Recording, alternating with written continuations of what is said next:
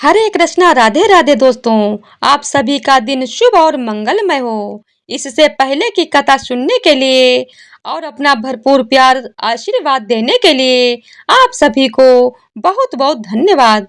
आशा करती हूँ हमारे चैनल पर अपलोड होने वाली बाकी कथाओं को भी आप इसी प्रकार प्यार देंगे।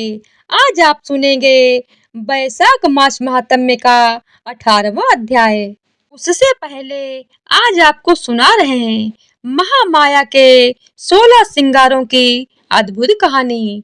आपने कहानियां तो बहुत सुनी होंगी, लेकिन क्या आप जानते हैं 16 श्रृंगार माता रानी को अर्पित करने के पीछे क्या रहस्य है? तो चलिए इस कथा के माध्यम से आपको सुना रहे हैं और उसके बाद आप सभी प्रेम से सुनिएगा वैशाख मास महात्म्य का अध्याय। सृष्टि के प्रथम कल्प में एक बार मिथ्या देवी अपने पति अधर्म और भाई कपट के साथ मिलकर भूलोक पर घर घर अत्याचार फैला रही थीं। लोभ ने अपनी दोनों पत्नियों क्षुधा और पिपासा के साथ मनुष्यों का जीना दुर्भर कर दिया। लोग एक दूसरे का धन, भूमि, पुत्री तथा पत्नियों का हरण करने लगे। चारों ओर व्यभिचार, अत्याचार फैलने लगा। अधर्म और मिथ्या देवी का शासन हो गया। प्रजा त्रस्त होकर त्राहिमाम त्राहिमाम करने लगी। तब सप्त ऋषियों ने महामाया परमेश्वरी की उपासना और कठिन तप किया। आदि शक्ति माता तब ऋषियों की उनकी तपस्या का फल प्रदान करने के लिए प्रकट हुई। भूतल पर धर्म की स्थापना करने के लिए और अधर्म का नाश करने के लिए माता रानी ने अंश रूप में अपने शरीर से अग्निदेव और उनकी पत्नी स्वाहा देवी को यज्ञ देव तथा उनकी पत्नी दीक्षा देवी और दक्षिणा देवी को पितृदेव और उनकी पत्नी श्रद्धा देवी को पुण्य देव और उनकी पत्नी प्रतिष्ठा देवी को सुशील देव और उनकी पत्नी शांति देवी और लज्जा देवी को ज्ञान देव और उनकी पत्नियों बुद्धि देवी, मेधा देवी, धृति देवी को अपने शरीर से उत्पन्न किया और अधर्म तथा मिथ्या देवी की सत्ता को समाप्त करने का आदेश दिया। हजारों वर्षों तक बड़ा भीषण युद्ध चला, लेकिन मिथ्या देवी को कोई भी हरा नहीं पाया। यह देखकर माता परमेश्वरी ने अपने शरीर से पुनः वैराग्य देव तथा उनकी पत्नी श्रद्धा देवी और भक्ति देवी को वायुदेव और उनकी पत्नी स्वस्ति देवी को मोहदेव तथा उनकी पत्नी दया देवी को सुखदेव तथा उनकी पत्नी तंद्रा देवी और प्रीति देवी को तथा रुद्रदेव और उनकी पत्नी कालाग्नि देवी को अपने शरीर से उत्पन्न किया। फिर से उन सबके बीच भीषण युद्ध छिड़ गया। एक ही क्षण में रुद्रदेव और उनकी पत्नी कालाग्नि देवी ने मिथ्या देवी तथा अधर्म और कपट को तथा उनके सभी साथियों को बंदी बना लिया। 1000 वर्षों तक बंदी गृह में मिथ्या देवी पड़ी रही और उसी कारागार में रुद्रदेव और उनकी पत्नी कालागम देवी की तपस्या में लीन रहे। मिथ्या देवी की तपस्या से प्रसन्न होकर आखिरकार रुद्रदेव और माता कालाग्नि देवी प्रकट हुई और मिथ्या देवी को आशीर्वाद दिया। रुद्रदेव ने मिथ्या देवी को आशीर्वाद देते हुए कहा, हे मिथ्या देवी, सतयुग में तुम अदृश्य रहोगी, त्रेता युग में तुम सूक्ष्म रूप से रहोगी, द्वापर युग में तुम आधे शरीर से रहोगी और कलयुग में तुम संपूर्ण शरीर से रहोगी। कलयुग में ही सर्वत्र तुम्हारा शासन होगा। तब माता कालाग्नि देवी ने मिथ्या देवी को आशीर्वाद स्वरूप कहा, हे मिथ्या देवी, हमारे शरीर के 16 श्रृंगारों का अंश रूप से धरती पर अवतरण हुआ है। ओ तुम उनके पास कभी मत जाना, नहीं तो तुम वहीं पर भस्म हो जाओगी। देवी की बात सुनकर मिथ्या देवी ने हाथ जोड़कर पूछा, माते आपके 16 श्रृंगार अंश रूप से कहाँ कहाँ पर हैं? कृपया करके बताइए।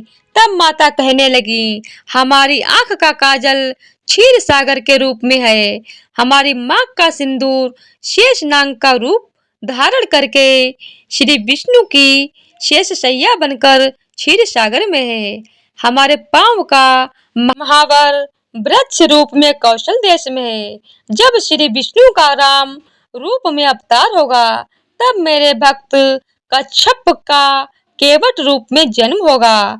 केवट इसी वृक्ष को काटकर नाव बनाएंगे और उसी नाम से केवट विष्णु रूपी श्री राम को गंगा जी के पार उतारेंगे।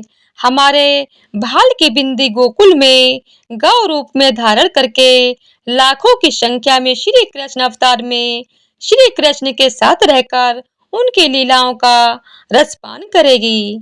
हमारी चूड़ियां नंदियों का रूप धारण करके शरीर नाम से जानी जाएंगी, जो श्री राम की लीलाओं का रसास्वादन करेंगी। हमारी पायल पीताम्बर का रूप धारण करके हमेशा श्री कृष्ण के शरीर पर बिंदवान रहेगी। हमारे पांव के बिछिए मधुरांचल पर्वत के नाम से जाने जाएंगे। अगले कल्प में सागर मंथन की लीला होगी, जिसमें मधुरांचल पर्वत मथानी बनेगा। हमारी नासिका की नथनी ब्रह्मा जी का कमंडल है।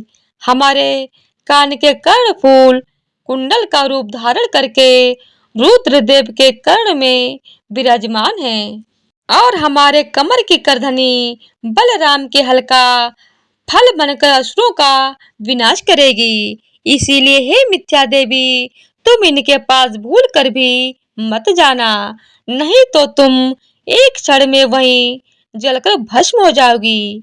कलयुग में जो भक्त हमें 16 श्रृंगार अर्पण करके हमारी उपासना करेंगे, उनके पास भी तुम कभी मत जाना। और कलयुग में इस प्रकार चारों ओर केवल तुम्हारा ही शासन होगा।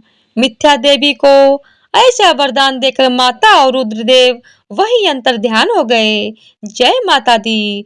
तो आइए अब सुनते हैं आज का अध्याय, स्तंभ नामक व्याध और उसकी भार्या की कथा। व्याध ने कहा, हे मुने, आपने मुझ अधम पर वास्तव में बड़ी कृपा की है। अब आप दया करके मुझे ऐसा उपदेश दें जिससे मेरी दुष्ट बुद्धि का नाश हो। तब शंख बोले, हे व्याध, यहाँ धूप है, चलो ऐसी जगह चले जहाँ शीतलता हो और जल हो। तब वह व्याध मुनि को समीप ही एक सरोवर के किनारे ले गया। उस सरोवर में बगुला, राजहंस आदि जल जीव क्रीड़ा कर रहे थे तथा कुमुदुनी आदि पुष्प शोभायान थे। किनारे पर अनेक प्रकार के वृक्ष थे। वहां शंख मुनि ने स्नान किया। फिर जब वे जल पीकर स्वस्थ हुए तो एक छायादार वृक्ष के नीचे बैठकर व्याध से इस प्रकार कहने लगे, हे व्याध, वैशाख मास धर्म सब धर्मों में से श्रेष्ठ है। यह महान फल देने वाला है। अब तू पहले अपने पिछले जन्म का वृत्तांत श्रवण कर। पिछले जन्म में तू शाकल नगर में रहने वाला एक वेद पाठी ब्राह्मण था। तूने श्री वत्स गोत्र में जन्म धारण किया था और तेरा नाम स्तंभ था। वहां तेरा संबंध एक वैश्या से हो गया तथा उस दुराचारिणी की संगति के कारण तू शूद्रों के समान कर्म करने लगा और धर्म से विमुख हो गया। परंतु तेरी भार्या ब्राह्मणी परम रूपवती और पतिव्रता स्त्री थी। वह धर्म का पालन करने हेतु तेरी और उस वैश्या की सेवा भी करती थी। वह तुम दोनों की आज्ञा का पालन करने में लगी रहती थी। संयोग से एक दिन तूने भैंस का दूध पिया और मूली सेवन करने के बाद तिल भी खाए। इस कारण तुझे भगंदर का रोग हो गया, जिससे तू महान कष्ट पाने लगा। इस रोग के कारण तेरा धन भी शीघ्र नष्ट हो गया। तब तो धनहीन और रोगी जानकर वह वैश्या भी तुझे त्याग कर चली गई। तब तुझे चेत हुआ और अपनी भार्या ब्राह्मणी से बोला, हे सुमुखी, अब तू मेरी रक्षा कर। मैं अब तेरी शरण में हूँ। मैं तेरी अवज्ञा करने के कारण ही पाप योनि में पड़ूंगा। यह सुनकर ब्राह्मणी ने हाथ जोड़कर कहा, हे कांत, आप इस प्रकार आर्त वचन कहकर मुझे लज्जित ना करें। मैंने ही पूर्व जन्म में पाप किए थे, जिनके कारण मुझे यह कष्ट भोगना पड़ा है। आप निश्चिंत रहें, मेरे रहते आपको कोई कष्ट नहीं होगा। ऐसा कहकर उस सती ने अपने पिता के घर से धन मंगाया और उसके द्वारा तेरा पालन करने लगी। उसने बड़ी सत्कर्ता से तेरी सेवा की और तेरे रोगी शरीर को स्वस्थ करने के लिए प्रत्येक क्षण भगवान श्री हरि का स्मरण करती रही। वह गणेश, चंडी तथा शनैश्चर आदि सभी देवताओं को प्रसन्नता के लिए व्रत और दान करती थी। संयोग से एक दिन देवल नामक ऋषि वैशाख की गर्मी से विकल होकर तेरे घर आए।